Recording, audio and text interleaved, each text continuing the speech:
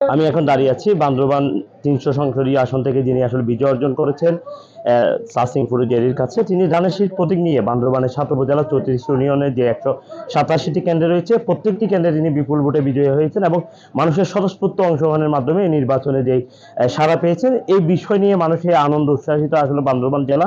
আমরা দেখেছি বান্দরবানের ৭ উপজেলা ৩৪ ইউনিয়ন ২ পৌরসভায় প্রত্যেকটি জায়গায় মানুষের মধ্যে উৎসাহ উদ্দীপনা যেভাবে ভোট প্রদান করেছেন, ভোট প্রয়োগের পর থেকে মানুষের মধ্যে নির্বাচনের ফলাফল নিয়ে একটা আশা ছিল এবং সেই ফলাফলটা আসলে সাসিং ফুরুজেরির পক্ষে যাওয়ায় ওনার যে প্রচারণা এবং পাশাপাশি ওনার প্রতি মানুষের ভালোবাসায় যিনি এই বিজয়টি পেয়েছে উনি ধানের শীষ প্রতীক নিয়ে ১,৪১,৪৫৫ ভোট পেয়ে বিজয় লাভ করেছেন এবং তার নিকটবর্তী প্রতিদ্বন্দ্বী ২৬,১৬২টি ভোট পেয়ে আসলে তিনি পরাজিত হয়েছে। তবে নির্বাচনটা ছিল একটি স্বতঃস্ফূর্ত অংশগ্রহণ। বর্তমান বান্দরবানের ৭ উপজেলায় ৩৪ ইউনিয়ন ২ পৌরসভায় ১৮৭টি যে ভোট কেন্দ্র ছিল প্রত্যেকটি ভোট কেন্দ্রে তিনি বিপুল ভোটে বিজয়ী হয়েছেন। আমরা এখন কথা বলবো ওনার সাথে। বিজয়ের পরে আমরা দেখেছি বিভিন্ন এলাকা থেকে, উপজেলা থেকে, ইউনিয়ন পর্যায়ে থেকে মানুষের ফুলের ভালোবাসা তিনি সিক্ত হচ্ছেন। পাশাপাশি এই বিজয়ে বান্দরবানবাসীর প্রতি তিনি তার অনুভূতি জানাবেন এবং এই বিজয়ের পর আসলে আপনার যে প্রতিশ্রুতি ছিল মানুষকে নিয়ে কাজ করা এই শব্দটা আসলে পূর্ণ হচ্ছে।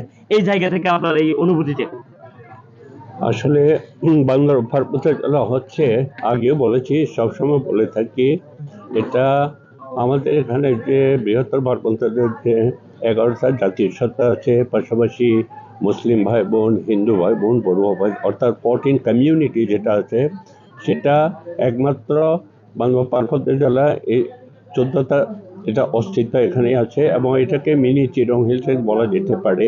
এবং এই হিসাবে এখানে বহু বছর পরে এই যে 12 তারিখে নির্বাচনটা, এখানে জাতি ধর্ম বর্ণ নির্বিশেষে, যদিও বা আমি একটা ওসিলাম, আমি আমার চেয়ারম্যান সাহেবের নমিনি আমি ধানের প্রতীকে, কিন্তু এই যে প্রত্যেকটা কমিউনিটি যেভাবে রেসপন্স করেছে আবার বৃদ্ধ মানুষরা, এটা অভূতপূর্ব। এবং সবচেয়ে বেশি হচ্ছে, আপনি যদি বলেন অল ওভার হেলথ বাংলাদেশ থেকে 3,10,12,14,000 বলা হয়, কিন্তু প্র্যাকটিক্যালি কিন্তু এই ভোটের অস্তিত্ব নেই, কেননা কিছু মারা গেছেন, কিছু বাইরে আছে, হিসেবে 3 লক্ষ ধরা যায়। এই হিসাবে ভোটের যে পার্সেন্টেজ, স্পেশালি আপনারা জানেন থানচির উমার অঞ্চল হচ্ছে ইনঅ্যাক্সেসেবল এরিয়া, সেন্টারের সাথে বহু দুর্গম এলাকায় বসবাস করেন ট্রাইবাল কমিউনিটি। এই হিসাবে যে ভোটের পার্সেন্টেজ এবং যেটা এসছে সেটা অত্যন্ত বেশি উল্লেখযোগ্য এবং জাতি ধর্ম বর্ণ নির্বিশেষে সরকার মনে করছে যে আমি প্রতিনিধি হলে সবাই ষষ্ঠীতে সম্প্রীতির বন্ধনে এবং সুস্থভাবে যাই কিছু আসুক রাষ্ট্রীয়ভাবে সেটা সুষম বন্টন হবে। পাশাপাশি আমি কিছু ক্রিয়েটিভ আমার সহকর্মী নিয়ে কাজ করব, যেটা আমাদের এখানে কর্মসংস্থানকে সবচেয়ে বেশি ফলপ্রসূ হবে এবং সবচেয়ে বেশি গঠনমূলক হবে। পাশাপাশি এখানে প্রাকৃতিক পরিবেশের সৌন্দর্য, লীলাভূমি বাংলা পার্বত্য জেলা এবং পর্যটন, পরিবেশ বান্ধব পর্যটন কেন্দ্র যদি করতে পারি এবং সেখানে ভ্রমণ পিপাসুরা আমাদের এলাকায়, যেহেতু অনেক জাতির সত্তা এখানে এসে তারা খুব বেশি থ্রিল ফিল করে, বিকজ তারা নর্মালি তো আপনার প্লেন লাইনে তো তারা ভালো অবস্থায় আছে, তারা বিল্ডিং, এসি বলেন, ফ্যান বলেন, সমস্ত কিছু টেস্ট তাদের আছে। সুতরাং এখানে যে ডিফারেন্ট ফ্লেভার, স্পেশালি মাচাংঘরে, থ্যাসেট হাউসে এবং ট্রাইবালদের সাথে যে ফুডের ফ্লেভারে একটা ডিফারেন্সই আছে, এগুলি তাদের কাছে খুবই বেশি চার্মিং মনে হয়। এবং শঙ্খ নদীতে এখানে সুপিয়া ফানির পাশাপাশি এই যে শঙ্খ নদীর মাছের যে সুস্বাদু মাছের স্বাদ সহ এখানে প্রাকৃতিক যে একটা সৌন্দর্য, সেটা উপভোগ করার জন্য আসে। আপনি যদি মনে করেন থানচির উপরে যখন যান, স্পেশালি আপনি অক্টোবর থেকে দেখবেন যে টোটাল রিভার বেডটাকে ডিস্টিল ওয়াটার মতো পরিষ্কার, পাথরের বেড অত্যন্ত বেশি একটা দেখার মতো দৃশ্যমান, খুব সুন্দর। সুতরাং এটাকে উপভোগ করার জন্য আসে। এবং আমরা মনে করি বান্দরবান পার্বত্য জেলা বিগত দিনে 14-15 চির শান্তি সম্প্রীতির জয়গান করে গেছেন। মাঝখানে একটু ম্লান হলে আশা করি আমরা সম্মিলিতভাবে সেটার হিতগৌরব অ্যাজ ইট ইজ আনবো। স্পেশালি আই এম কমিটেড, আমি শুধু না, আমার তাহলে যারা আছেন, উই আর কমিটেড যে এই 14টা জাতির সত্তাকে আমরা এক পিতা এক মায়ের সন্তান হিসাবে আমরা কাজ করব। যাই কিছু বরাদ্দ আসুক না কেন আমরা সুষমভাবে বন্টন করব, যেটা আগেও বলেছি এখনও বলছি, আগামীতেও সেই কমিটমেন্ট থাকবে। এবং চেয়ারম্যান হিসেবে যে কতগুলি অত্যন্ত বেশি সারা বাংলাদেশের জন্য যে সমস্ত অ্যাকসেপ্টেবল কিছু যে মিশন ভিশন এটার সাথে রেলিভেন্ট রেখে আমরাও এখানে এখানে পর্যটন বান্ধব শুধু না, এখানে ফলযোগ যে সমস্ত বাগান আছে এবং পচনশীল যে সমস্ত আছে সেটা সবচেয়ে বেশি সুস্বাদু all over Bangladesh in comparison two Bangladesh, এবং সেটাকে যদি প্রিজার্ভেশন করতে পারি এবং সেটাকে যদি টিন করতে পারি, ডোমেস্টিক এবং এক্সপোর্ট ওরিয়েন্টেড করতে পারি, তাহলে এখানকার অনাবাদী জায়গাগুলি সব আবাদি হবে এবং এটা সবারই একটা লাইফস্টাইলটা অনেক বেশি ডেভেলপ হবে এবং অনেক বেশি স্বাচ্ছন্দ্য বোধ করবে এবং তারা ইকোনমিক্যালি সাউন্ড হবে, পাশাপাশি সারা স্বস্তি ফিরে পাবে এবং তারা যে নিজেদেরকে তাদের কনফিডেন্স ডেভেলপ হবে এবং জাতি ধর্ম বর্ণ সবাই আমরা সম্মিলিতভাবে আগামী চেয়ারম্যান সাহেবের নেতৃত্বে আমাদের জনাব তারেক রহমানের নেতৃত্বে যে একবিংশ শতাব্দীর উপযোগী যে রাষ্ট্রীয় কাঠামো যেটা প্রস্তাব দিয়েছেন তার সাথে সঙ্গতি রেখে আমরা এটাকে অত্যন্ত বেশি গতিশীল করার জন্য আমরা সবাই সম্মিলিতভাবে প্রতিশ্রুতিবদ্ধ। এখানে তো আমি তো একাধারে যদি বলেন 86 word chairman, district chairman, local government কাউন্সিলের ডেপুটি মিনিস্টার হিসেবে 7 বছর ছিলাম। আমার অপরচুনিটি হয়েছে লোকাল গভর্নমেন্টের কনসেপ্টের প্রায় 7 থেকে 800 আমি জব দিয়েছি ট্রাইবাল নন ট্রাইবাল রেশিও করে। এটা আমার জীবনের সবচেয়ে বড় অ্যাচিভমেন্ট এবং একজন প্রতিনিধি সাধারণত চাকরি দিতে পারে না। এই কনসেপ্টটা ডিফারেন্ট ছিল all over hill tribe local government council.